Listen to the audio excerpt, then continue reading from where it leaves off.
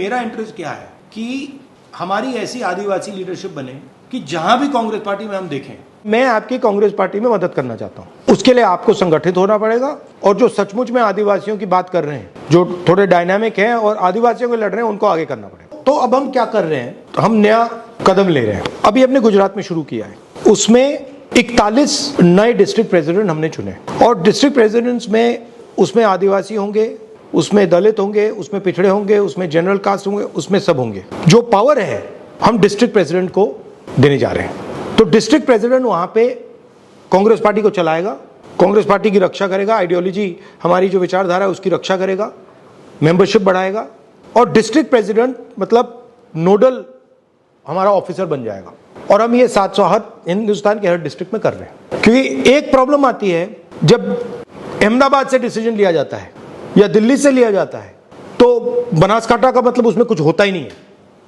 तो हम चाह रहे हैं कि बनासकांठा से डिसीजन लिया जाए, भरूच से डिसीजन लिया जाए, अहमदाबाद से डिसीजन लिया जाए और वहां पे हम एक डिस्ट्रिक्ट प्रेसिडेंट और उसकी कमेटी को मजबूत करेंगे, उसको फाइनेंशियल सपोर्ट देंगे, उसकी प्रोटेक्शन करेंगे, उसके माध्यम से पार्टी को खड़ा करेंगे। तो ये हमारा एक लेवल का वो प्लान है। दूसरी बात हमने की है कि हमने इनको आदिवासी यूनिट का चेयरमैन बनाया है। अगर आदिवासी जिला है तो इनका जो संगठन है उससे भी टिकट के बारे में पूछा जाएगा। ये नहीं कि भैया आप आदिवासी संगठन हो, आप उधर दौड़ रहे हो और टिकट का टाइम जब आएगा, पंचायत का टाइम जब आएगा, जिला परिषद का टाइम आएगा, आपका कुछ लेना देना नहीं। तो ये हम स्ट्रक्चर बना रहे हैं, इसमें टाइम लगेगा, बट हम चाहते हैं कि हर स्टेट में अगर हम देखें तो 10-15 डायनामिक आदिवासी नेता हमें दिखे। जो आदिवासी खुश नहीं है बिकॉज उसके पास जो उसकी प्रोग्रेस होनी चाहिए थी, जो उसका विकास होना चाहिए, उसको नहीं मिला। तो अगर आप उससे कहोगे यार देखो हमने ये किया क्या, वो कहेगा हाँ यार वो तो सब ठीक है मगर मेरी हालत देख जी। तो हमें फ्यूचर की बात करनी है, हमें कहना है कि देखो भैया हम आपके लिए ये और ये करने जा रहे हैं। अब आप बोलिए।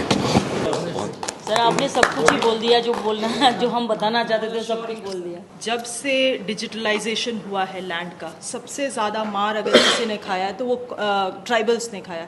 सर इतने गलत तरीके से क्यों सर आई टेल यू, इतने गलत तरीके से लैंड डिजिटलाइजेशन हुआ है कि गलत लोगों का नाम चढ़ा दिया गया है। सर किसी का अगर 5 एकड़ जमीन था उसको 0 कर दिया गया है, ओनरशिप बदल दिया गया है। सर बस बेसिकली चोरी कर दी है। एब्सोल्युटली। तो इसको ठीक कैसे किया जाएगा सर? क्योंकि लैंड डिजिटलाइज्ड हुआ है सर। अब आपको अगर चेंज करना है तो आपको डिजिटली चेंज करना है सर।